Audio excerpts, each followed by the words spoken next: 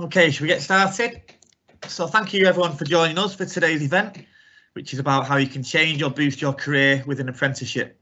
My name is Phil Pennell. I'm an Industry Skills Intelligence Officer based at the Greater Manchester Combined Authority. So prior to this role, I was Public Sector Lead for Apprenticeships in Greater Manchester.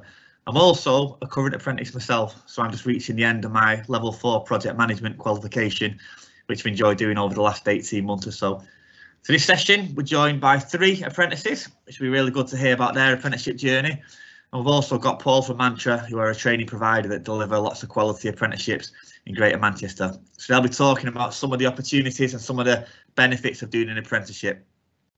So this is, I think I'm right in saying, the 5th event during Virtual Apprenticeship Week. So we're running through till Friday with a series of different events.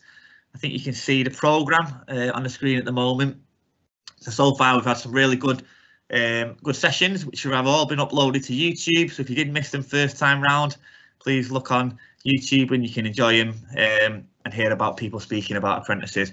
As I say, we've got a series of events for the rest of the week, which hopefully will reassure people that despite the pandemic and COVID-19, there's still lots of great apprenticeship opportunities going on within Greater Manchester. Okay, so this particular session where we're talking about how you can change or boost your career with apprenticeship, it may be one that people that are currently in a job and are looking for a change. You may be looking for a way in which you can progress. You may be wanting to do something completely different. I think we found over the last couple of years that there's certainly an upwards trend of people that change careers. There's not so many people that start something at 16 and work in the same job all their life. There's plenty of people that might do a number of years in one role and then move to something different. An apprenticeship is a great opportunity and a great mechanism of doing that. So for those of you that don't know, what is an apprenticeship? Well, it's a real job, and it's a chance to gain experience, get paid, and find a formal qualification at the end of it. It'll teach a specific set of skills relevant to the role which you're doing. And obviously, one of the big benefits, and we talked about this on Friday at the Money Apprenticeship for You session, is it's a chance to earn while you learn, and you're certainly not incurring any of that student debt that many people associate with kind of higher education. So it's a fantastic opportunity where you can do an existing job, get paid, and spend 20% of your time learning them new skills that may help you to boost your career, maybe get a promotion, some progression, and certainly make you more better equipped for your current role. Okay, so as I say, we're going to hear today from 3 different apprentices.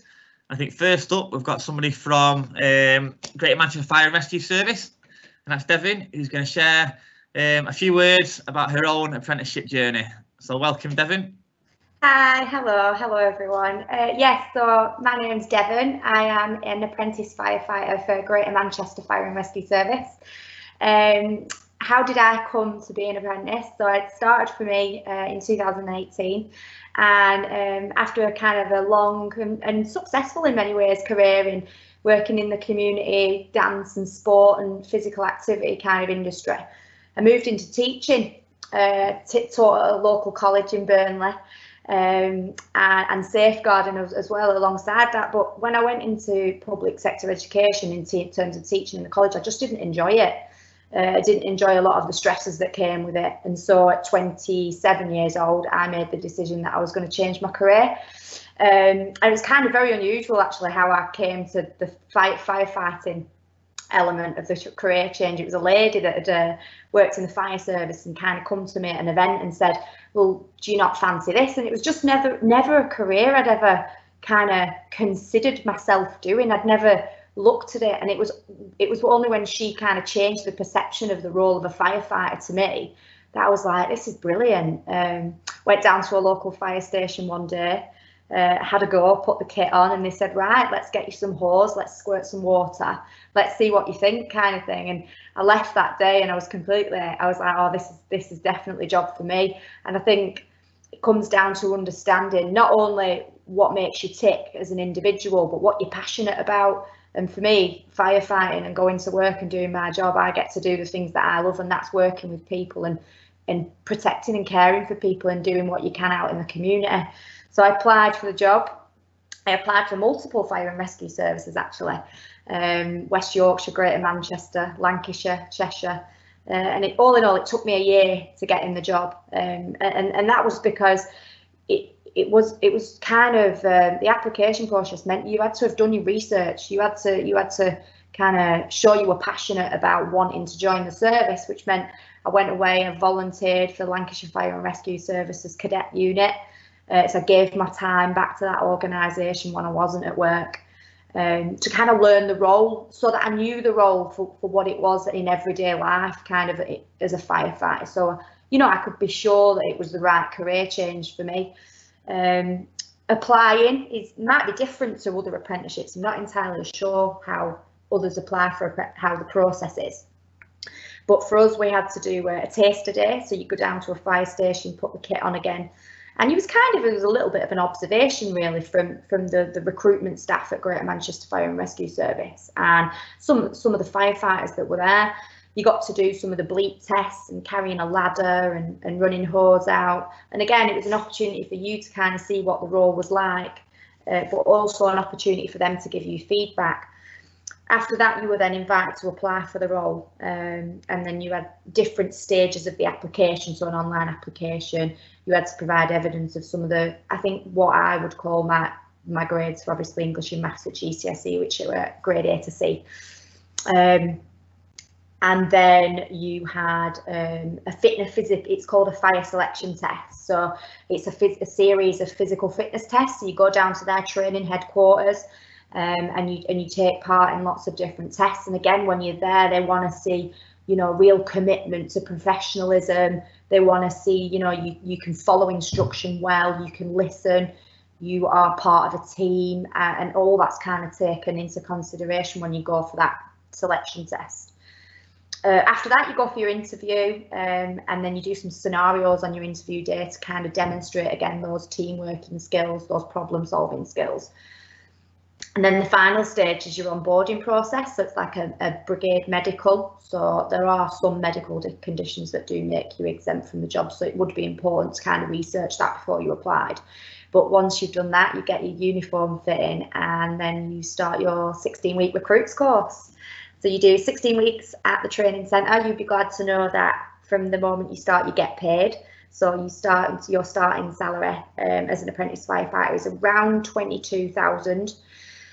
You complete the 16-week recruits training programme, which is Monday to Friday, very long, intense days, learning all the main kind of areas of firefighting, fire science, hydraulics, firefighting, which is called breathing apparatus. You learn how to deal with road traffic collisions, cutting up cars, that's always my favourite part. Trauma care, trauma technician, which is kind of like our medic qualification. So dealing with trauma on scene, that might be anything from burns to catastrophic bleeds, all that kind of stuff you learn. So then once your 16-week recruit course is over, you then go on station. So you are assigned one of Greater Manchester Fire and Rescue Services 41 fire stations, and that is where your apprentice journey begins. And it's approximately 2 to 2.5 years, with a series of assessments and different kind of staging points along the way. And then I've just done my final endpoint assessment. So I went back to training centre, you're observed for 7 hours, and then you do an interview and an exam. So I will find out in 3 weeks whether I am a fully qualified firefighter. So I'm at the end of my apprentice journey now, but I didn't actually know I was going on an apprenticeship. I thought I was going into what was then just a firefighter workbook, they used to call it, very similar to an apprenticeship. It's a 2-year workbook, and you work through kind of the 30, I think there's about 30 firefighting topics that you kind of have to study along your apprenticeship. But I didn't know I was going to be an apprentice. So when I found out, obviously I was 27 years old, I was associated being an apprentice with someone that was immediately a school leaver. So to find out that at 27 years old I could do this apprenticeship and do it in the way that I have, I was kind of made up really. And like you say, I think you mentioned it at the beginning, Phil, you earn while you learn. So obviously as an independent adult, you know, I wasn't living at home, you know, I was responsible for my own house and things. So having that opportunity to be able to do that was fantastic. And the fact that you were paid from the beginning of the training course was even better. So I think I didn't intentionally take the route of an apprentice, and it did surprise me. But again, loved it because you earn while you learn. It's the best way to get industry experience. And for me, being an apprentice firefighter, I've learned so much about other opportunities that there are within the fire and rescue service, apart from just being an operational firefighter. All the additional qualifications you can get, the different avenues you can explore in terms of where you can go, the career progressions that are available. There's just so much available to people if you have the motivation and the drive to kind of succeed and do well. So for me, advice, I think for me, if you're considering a career change into an apprenticeship, do something you absolutely love, something that, you know, you go into work every day for, and you thrive on the challenge that kind of greets you when you walk through the door. And don't be scared to say, if you start an apprenticeship, I've always thought this, you know, I've had so many jobs that I've enjoyed, is do it with 110% effort. And if you decide it's not for you, that's absolutely fine. You know, you can always move around. There's so many apprenticeships now. There's so many opportunities. If you really reach out to those apprenticeships and those opportunities, they are there for you. And I think, you know, it's tough, isn't it, changing career? It can be quite a scary time. And even for me, I was like, you know, what if I don't like it? But I think investing that time before you start your apprenticeship and really getting to know that industry that you're going into is really important. And I'm glad I did that. I'm glad I gave that year of voluntary time to kind of really knowing that it was what I wanted to do for the rest of my career. And again, equally at 16, it's hard how what 16-year-old knows what they want to do for the rest of their career. Well, probably not many. You know, I never did. But, you know, take those opportunities, give it 110% and really go for it. And don't be scared if you decide it's not the career for you and you want a career change. I think that's really important. But for me, it's brilliant. I love firefighting. I love going out every day, working with the communities that we serve. Every day at work, we're always training. So you've got to love that if you want to be an apprentice firefighter. You've got to love that training environment every day. It's like, right, today we're doing ladders, we're doing firefighting, we're doing RTC training, road traffic collision training. So you've really got to love that element of the job because you are continually developing your skill sets all the time. And I think that's why I enjoy it so much. Yeah, I think that's it from me. If there's any questions later on. Thank you, Devin. It was really interesting. So as Devin just teaming up nicely, I forgot to mention at the start, but if people do have any questions, either for myself, any of the apprentices, or Paul, the training provider, we have got the chat function. So if you just kind of send a question in, and then obviously we'll go through all them at the end. I know we've also had a few which have been sent in via Eventbrite. We'll also try and get through them at the end of the sessions. And there's really some really good points made by Devin. I think she made me feel quite old because she was 27 when she started her apprenticeship. Like I was 35 when I began mine, so I was a really old apprentice. But certainly, like she said, talking about having kind of family and financial commitments as you start getting older, an apprenticeship is a really good option to have a look at a career change or the progression when kind of going back to full-time study maybe not a realistic option because of the cost and because of the time without earning. So it's definitely something to look into. And as she talks about as well, the kind of the wide variety of apprenticeships that are on offer these days. I think at the last count there's about 620 current apprenticeship standards, so each one of them's got a real job attached to it in almost every subject you can think of, ranging from quite entry-level positions to sort of level 7s and even level 8s, which are kind of masters and PhD levels. So there definitely is something for everyone, I think. Next up, we're going to hear from Sean, who's an apprentice at Transport for Greater Manchester, and he's going to tell us a little bit about his apprenticeship journey. Okay, Sean. Good afternoon, everyone. I hope everyone's well, and thank you for attending today. So yeah, I've just been invited along today to talk about my own apprenticeship journey and how I got to where I was today. And the story is actually pretty similar to kind of what Devin and Phil have already said. So back when I was a kid, we had a Labour government, and it was very much the case of education, education, education. And when it came to doing my GCSEs and my A-levels, I think at the time it was about 40% of people went on to do university degrees. So as a result, there was kind of a race to the bottom where everyone told me you have to get a university degree in order to find employment. No matter what you do, it's going to just be seen as a basic kind of certificate of competency in what you're doing. So as a result, I went to university and studied filmmaking of all things, which I loved. But by the time it came to graduate, which was in 2010, those of you of a certain age will remember there was a huge economic recession, and kind of all those jobs just disappeared. So I was kind of there holding a bit of a useless bit of paper at the end of it, unfortunately. So I had a little think and sat around for a few months trying to work out my next plan. And one of my friends was moving to South Korea to go into private education and teach kids essentially how to speak English. And yeah, it was a great package, a few £1,000s a month, and zero rent to pay, very cheap standard of living. So I was like, yeah, gonna go do that, which I absolutely, like I said, I loved. Eventually, I wanted to come back to England though, so did that. Unfortunately, the pay is not as good in England doing that job. But regardless, I continued, and I kind of developed my skills a little bit from there. So I went into teaching English as an academic language, so university potential students who wanted to raise their English to a certain level before they'd go off and apply for university places.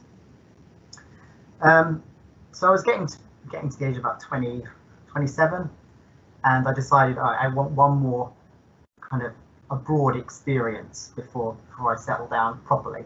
So I moved to Spain, where I continued to develop my skills and became what's called a blended learning specialist, which is, not to get too technical, but it's bringing technology into the classroom and then marrying that up with what students could do at home.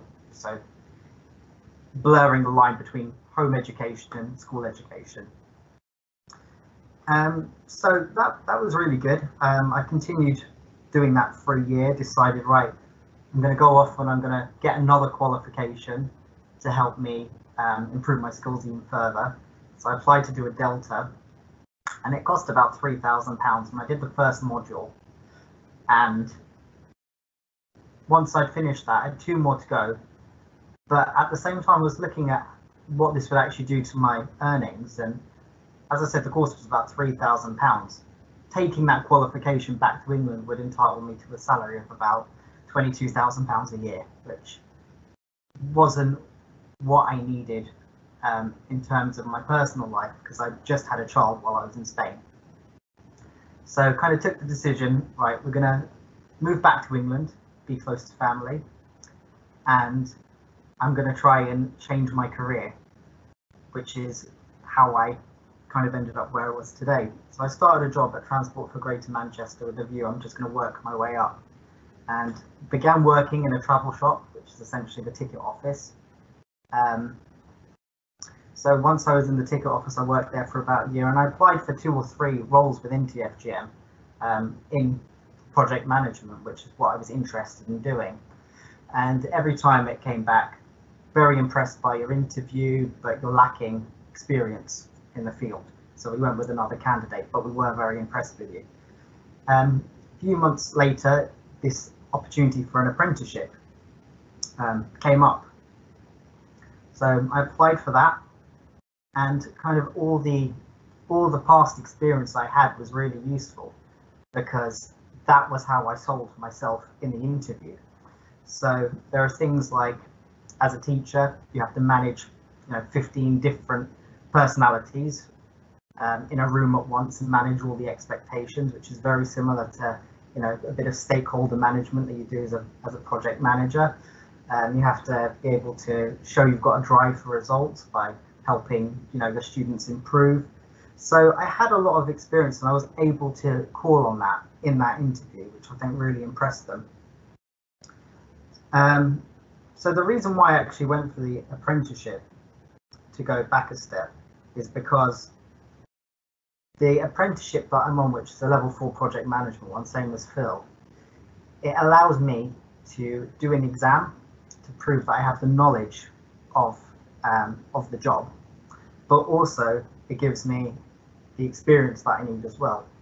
Because as a project manager, it's not really so much what exam you have, it's what have you project managed in the past that will get you your next job. But you're never going to get that experience without having the exam. So it's a catch-22. But the apprenticeship is a really good way of just getting around that. So for me, it's been a massively positive experience doing this apprenticeship, and I'd really recommend it to anyone else. Some advice I'd give for anyone who's going to be doing an apprenticeship would be basically treat your apprenticeship like you would a job interview at first. So for me, I sat down, I basically listed all the skills that I had, self-assessed my strengths and my weaknesses, tried to come up with a narrative about my own journey and things that I've done in the past, and then really sell yourself on those skills. Especially if you're older, you've got skills, you've got a lot of positives to sell that people just coming out of school don't necessarily have. So yeah, that would be my main advice. And as Phil mentioned at the outset, apprenticeships are now as much for people changing career as school leavers as well. Okay, thank you, Sean. Really interesting. I didn't realise how much you'd travelled, Sean. It's a really interesting story. So last but definitely not least, we've got Ed Crowther from ACOM. So we've heard from Devon and Sean, who are both kind of public sector apprentices. So it'll be interesting to hear kind of Edward's experience. So with ACOM, who obviously are a kind of a private sector employer. So fire away, Ed. Yep, cheers. Thank you very much, Phil. I'm Ed Crowther. So I've been at ACOM now for 6 years in total. I've actually completed my apprenticeship course, as it were. So I've sort of been through the whole process and now sort of come out the other side of it, I guess. And my process started, or my sort of journey, if you like, started. I left school at 16, and I think I was mentioned before. I was in a similar boat to Sean, really, in that everyone else was going to university doing A-levels. So that's kind of what I did, but I never stepped back to think, is that what I wanted to do? And quite quickly, I realised that it wasn't for me, and I actually failed to complete my A-levels. I just fell out of the process and couldn't get through it, and did not enjoy it. So I started working full time. I will have been 17, I guess. Did a little bit of time doing that, and then kind of realised at maybe 18 that I did need to go, or I should go and get some sort of qualification, and basically just pick something that I fancied doing. So I ended up going to Stockport College and studying cabinetry. So I did a 3-year course doing cabinet making, making furniture, that sort of thing, and absolutely thoroughly enjoyed the course. It was brilliant. Fantastic tutors, and made some really good friends. I really enjoyed that. And I came out of that and kind of followed that sort of career path a little bit, and ended up in the kitchen design and construction industry. So I was doing a little bit of CAD work because I quite enjoyed the CAD element of it, but I was also helping out actually building these kitchens after they'd been designed. And again, that was really, really good. I was really enjoying that. But as again Sean mentioned, there was a massive economic downturn, and I got made redundant as a result of that. Kind of as a knee-jerk reaction, got myself another job in the industry as a temporary role, basically, and that kind of bounced around a little bit. And in that sort of period, I sort of realised, okay, maybe I need something a little bit more stable, a little bit, something else. Basically, I was kind of going through that process again of being like, is this for me? And 2 of my friends were both going through their apprenticeships as civil engineers. And just over a coffee, we were chatting about it, and I was like, that sounds absolutely fascinating. Sounds like a great job, really interesting. You're getting to build infrastructure and change the built world, the world outside. And so I ended up kind of sort of starting my own path, really, in that I went to Bolton College and enrolled myself on their HNC, High National Certificate. I enrolled myself on that, and I think it was 6 months in, chatting to another student there who turned out to work for ACOM, and she was actually able to get me a job at ACOM, which was fantastic. It kind of worked that way around. So when I started with ACOM, straight away they were like, right, okay, we're going to put you sort of on this apprenticeship scheme. We'll pick up from where you've started, because of course I'd started the qualification before I started the employment, but they kind of merged it all together for me, bundled it up and said, right, okay, you're now sort of going to be one of our apprentices, and it kind of went from there. And it's sort of, that's, like I say, that's what's taken me through to today. And it was fantastic. You know, they offered me so much support. They were constantly asking me if I was enjoying it, and I'd never really had that before. They were very attentive to, is the course for you? When the HNC had finished and the opportunity to go to university was presented, they again spent the time to actually sit down and ask the questions of, is it for you, or do you want another path? Or, you know, there's so many opportunities. What is it that you want to do? And I did fancy the engineering degree, so I ended up going to the University of Bolton for that. That was 1 day a week. Again, day release from ACOM, and it was brilliant. It was a fantastic 3 years. It was intense at times, as I'm sure you can imagine working whilst learning is. You know, you're working effectively, or you're trying to do a full-time role. I mean, you are obviously only doing, you know, you're doing less hours, you're doing 32 hours instead of the 40, but you're trying to get in a lot of work whilst you're also trying to do your degree.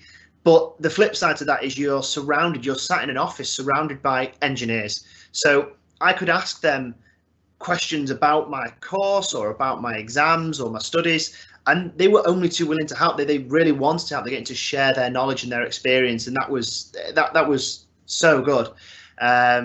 You know, they're sort of so willing to help, and I was able to add things to my degree as well. So you could go back to your tutor and say, well, I've actually added this piece and that piece, and kind of gone outside the scope of what your assessment was, but you've added that value, and you've kind of shown you can think outside the box and take it a bit further, because you're basing it on work, you've got actual work you've done for clients, and that was brilliant to be able to do that. So that's sort of, you know, there is the aspect of earning whilst you're learning, and there's no question that is extremely valuable. But I think it's the people you have with you. You're not alone. You don't go to college or university or whatever level it is that you're doing and then just do it on your own. You are surrounded by people who have either done it or are doing it or have a similar interest in it. Then you've got your tutors at uni or college, or again, whatever it is you're doing as well. And it's that network of support of it's just everywhere you turn, there is someone to help, and someone willing to help as well. So I think that's kind of something that's hard to quantify, but I'd say it certainly is very valuable. The obvious one of getting a wage is perhaps easier to quantify, and perhaps something that gets asked quite early on, but I'd say the people that are around you, they're also extremely valuable. In terms of advice, similar really to what's been said earlier, is don't be afraid to sort of go and do it. I mean, I changed what I wanted to do twice, by the time I was 25, I think it was 24. So, you know, I know that's still relatively young. I get that, but ultimately, I did have to. I changed my mind twice. I wasn't sure what I wanted to do, and then you just have to not be afraid to get stuck in and give it a go. And obviously, there will always be the questions about finances, but these days you get paid well, and there's no question about it that an apprentice, you don't go in and kind of end up, I don't know what the word is really, but I guess what I'm trying to say is immediately you're a critical cog in the team. So I think at one time perhaps apprentices were go and make the brew, go and do this, you know, there's sort of perhaps those sort of things, and that was a stigma from perhaps a long time ago. It's definitely not true anymore.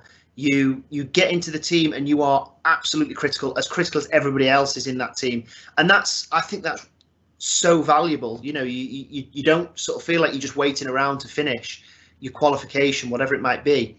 You straight away, you're on the projects, you're getting stuck in, you're getting involved, your ideas are taken as seriously as everybody else's, and I think that aspect of it would be the only thing that I certainly from personal experience can add, that I think from an advice point of view, you get involved really quickly, and that's brilliant. But certainly don't be afraid to try it, don't be afraid to have a look.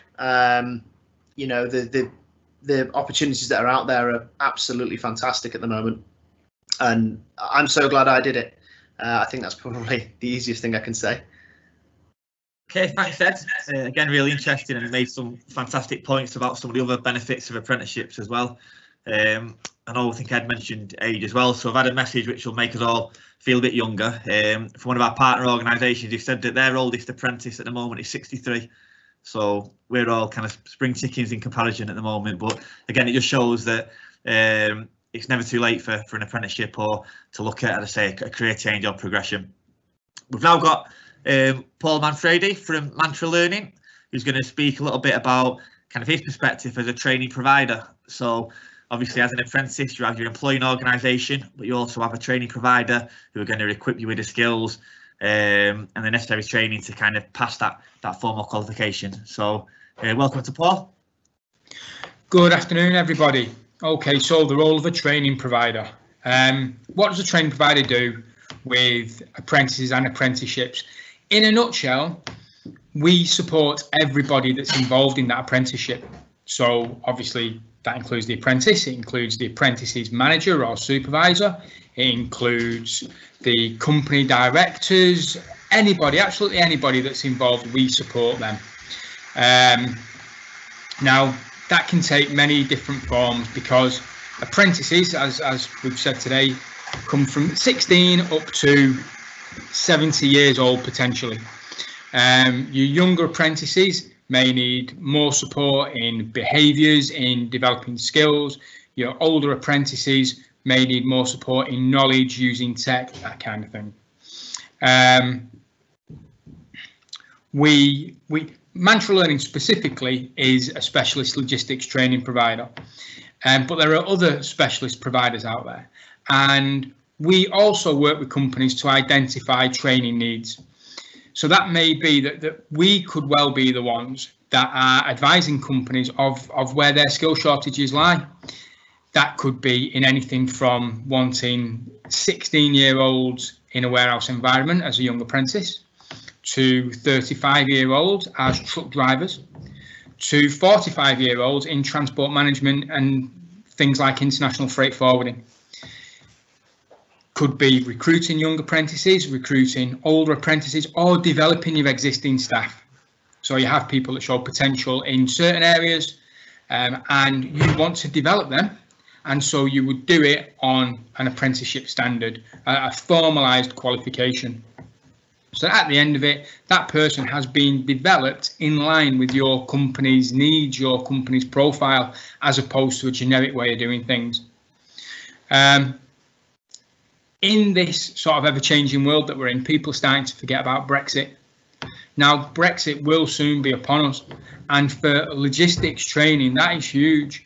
A lot of things are going to change and are currently changing, and this is where a company like ours is really starting to develop staff in some big blue chip companies. To take an example of that, because we are talking about developing your career, maybe looking at a change, working for the company that you're working for, but doing something else. So, for instance, freight forwarding. So companies manufacture things, they import things, they need to sell them to the rest of the world, particularly to Europe. And so the paperwork that needs to be done for that is going to change. The way that the truck drivers drive their vehicles and the paperwork they need to take abroad is going to change, and people need to learn all of this. There is about to be a massive change in logistics. People need to learn all of this, and this is where apprenticeships come in. Now, again, as some of the other guys have said, my view on an apprenticeship is that it's a course that involves learning. Those that are a little bit older will remember the old MVQs, and MVQs were competency-based qualifications, so that we could prove that we were competent at our role. With an apprenticeship, we will learn things. So I could be 35 years old, working in a company's warehouse. They need truck drivers, and I've been there a few years, and they want to develop me to be a truck driver because I've got the right attitude. That's something that you can't do with a 16-year-old. So they would develop me to become a truck driver, to be able to deal with their customers, to use the technology that's now required in trucks, because they are mobile computers, to develop staff that already work for the company. So your role of your training provider is to support everybody that's involved with it, to develop their knowledge and skills, which we expect, but also their behaviours. From a 16-year-old turning up on time to a 45-year-old that needs to be able to handle technology that they've never used before. So from my point of view, that is what a training provider does, regardless of what qualification you're on. As we've said, you could be doing accountancy or HR, and within that is a technical certificate. You could be doing logistics. Your technical certificate is your lorry license or your transport manager CPC, and it's developing that knowledge through a practical way that benefits your company, that then goes on to support that company further down the line. Thank you. Thank you, Paul. Thank you. Very interesting to hear from the training provider's perspective. So I've had a look, and we have had a few questions which have came in while we've been talking. Anna, who's behind the scenes doing all the technology, answered one of them. So someone's asked, how do I get access to the talks I've missed? So as Anna said, all our events will be on the Apprenticeship Hub YouTube channel. So this particular talk will be uploaded, I think, later today. And we've also had one from Anonymous who said, what's the best and worst bits of an apprenticeship? So we've heard a lot about the benefits and how great they are. So have we got any bad bits, any worst bits? If we start maybe with Sean, you got any negatives that you'd like to share with us, Sean, about apprenticeships? The only thing I would say that's a negative is sometimes employers will assume that because you're on an apprenticeship, you're working full-time for them, which is not the case. You're meant to have the 20% of time to actually do your studies. So there are times where you need to learn to say no to your employers, unfortunately. But I mean, that's all part of your own learning and growth. So it's still a useful experience to have to do stuff like that. Anything from your perspective, Ed? Any sort of worst bits of being an apprentice? Yeah, I guess I'd sort of echo that a little bit in the time. You know, even with the 20% and that sort of thing, it sometimes can still be a stressful time. So yeah, I'd say it's the worst bit, but as Sean quite rightly says, learn when to both speak up and when to ask for help. Sometimes you might need a bit more than 20%. If you don't ask for that help, then you won't get it. But yeah, I think that the time demands, exam week, or when your dissertation's due, or when something's due, can be a stressful couple of weeks. Devin, anything else to add? I think my kind of it's a little bit different really for me, and I don't know whether it probably just applies to my industry, but I think one of the most challenging or one of the most difficult things from my perspective is the fire service is changing massively and culturally in recent years, and even in just the 2 years that I've been there, the changes are huge. And I think it's kind of a question of character for me. You really need to be true to your own values and beliefs, and be confident enough to stand by them, because the workforce is made up of very opinionated people, and I think you need to stay true to what you believe in. And I think sometimes for someone that's quite young, that can be quite difficult, can't it? When all you want to do as an apprentice is fit in. And there's so much opportunity in the fire service to kind of lead by example, and be a part of some of the really positive changes that are going on at the minute, amongst some of the more challenging values and opinions that there are. So I do think definitely you need to have a really strong character and be true to what you believe in. Yeah. I think that three of you have kind of touched on the answer to another question which had came in from Caden at St Matthew's High, who said, how do you find time to study? And I think the kind of three apprentices have all touched upon that. But when you're doing an apprenticeship, there you are supposed to get 20% of what we call off the job learning time. So in theory, if you're able to manage your time quite efficiently, quite well, then you've got that time to kind of catch up with your studies rather than have to spend every night up until midnight doing your assignments. I'm sure the apprentices will say that there are busy times, and whether you've got exams or assignments due in, it may not always work out as well as you think, where you're squeezing it all into the 20%, but that is the idea, that you're given time from the employer to do your studies. We've had another question as well from Ruby, Our Ladies High School, who said, where can you find out about apprenticeship opportunities? So I don't know, Paul, have you got anything to add? Yeah. So probably the simplest way is to go onto a website called the Apprenticeship Vacancy Matching Service, AVMS, Apprenticeship Vacancy Matching Service, and every apprenticeship opportunity in the country will be on that website. Other avenues that you can go down, if you've got a particular apprenticeship in mind or a particular company you want to work for, go on their website, and I'd imagine a lot of them will have their apprenticeship opportunities on there, but certainly first and foremost on the Apprenticeship Vacancy Matching Service, they'll all be on there, and then filter it, look through it, find out what you want to do and where you want to do it and apply.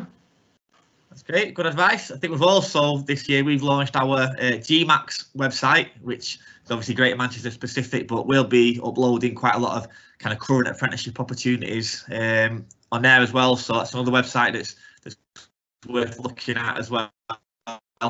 As Paul mentioned.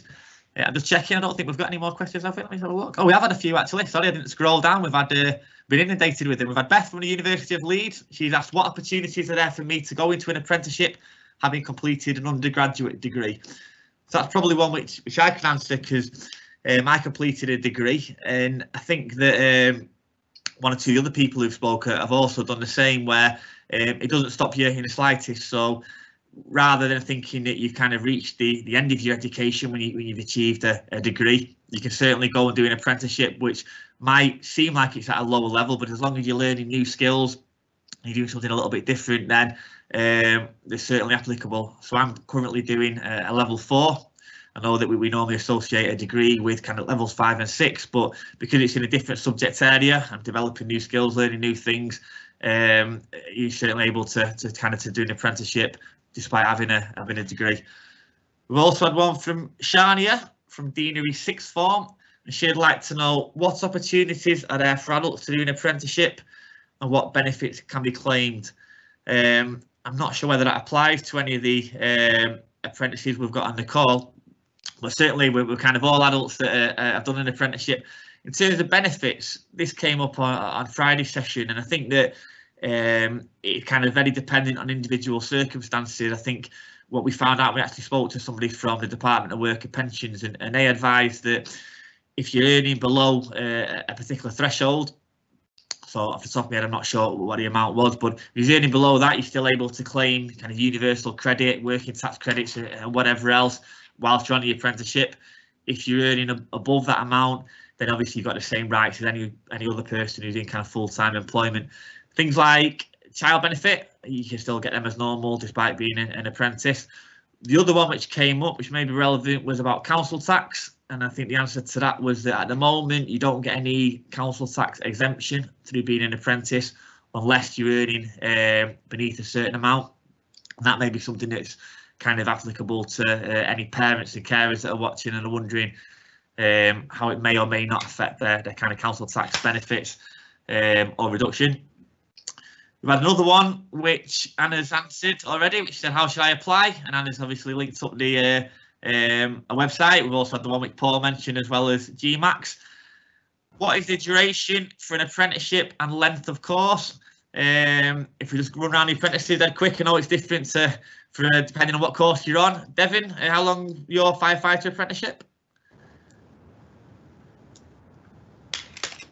I think you're on mute, Devin, but 2.5 years. 2.5 years. Sean, how long your apprenticeship?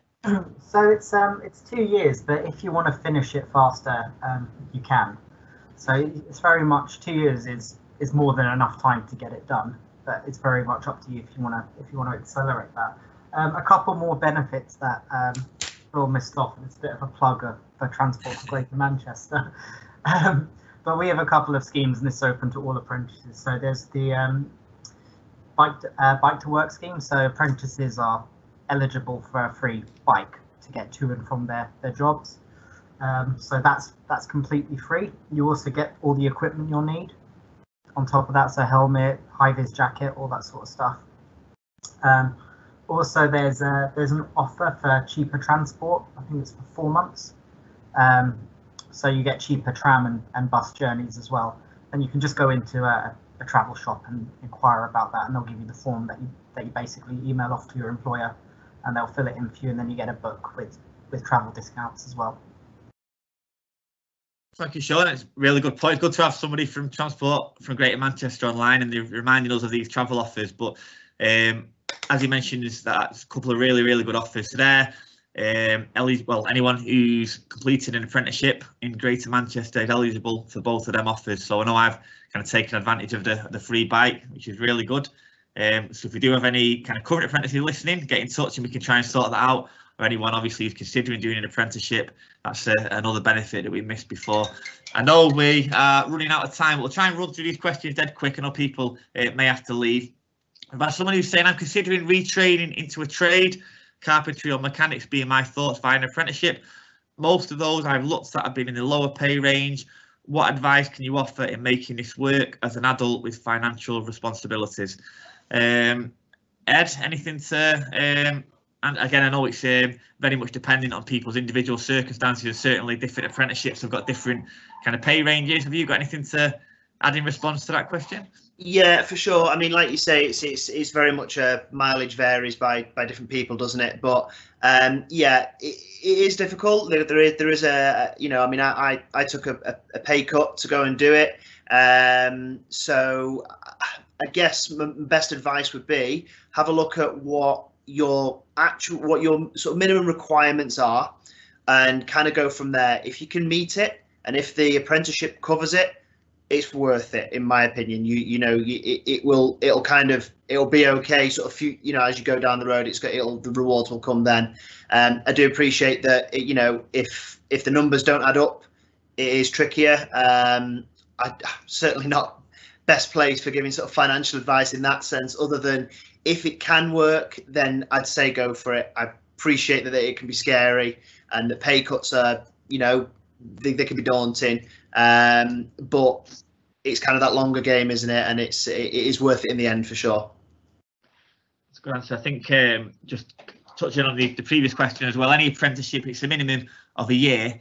So when we're looking at kind of the financial responsibilities, sometimes it may be a case of taking that short-term drop for the long-term game, or as Devin touched upon, to do something that you really enjoy doing and that you've got a passion for.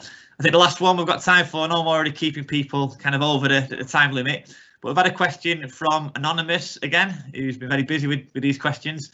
And they said, I'm starting a childcare apprenticeship on the 1st of September. Do you have any tips for the first day? Paul, the training provider, any tips that we can give for someone starting an apprenticeship day one? Yeah, turn up on time. First and foremost, turn up on time. On time means 10 minutes early. And then really just be keen. Companies want you to be keen, ask questions, enthusiastic. Everything else can be taught. Yeah. Brilliant. Good answer. And I think that's a good way to finish. So thanks everyone for joining us. Thank you for the panel. You've been fantastic. Thanks for them joining us today. I think we've got another virtual apprenticeship week event later this afternoon. So some of you may want to log into that. I think that's kicking off at 2 o'clock today. And obviously we've got further events for the rest of the week. So again, thanks to everyone for joining us. If any of you'd like to relive today's session, then it'll be uploaded onto YouTube later today. But thank you very much and bye for now. Thank you.